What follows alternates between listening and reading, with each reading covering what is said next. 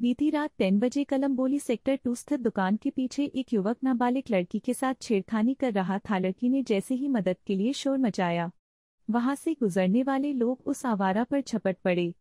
जमकर हुई पिटाई। देखती रही पुलिस। पहले निकालनी थी जनता को भड़ास, फिर किया बिच बचाव। आखिर पुलिस भी इंसान है। पिटाई के बाद पुलिस ने युवक को किया गिरफ्तार। सामाजिक जागृति का उदाहरण बनी यह घटना।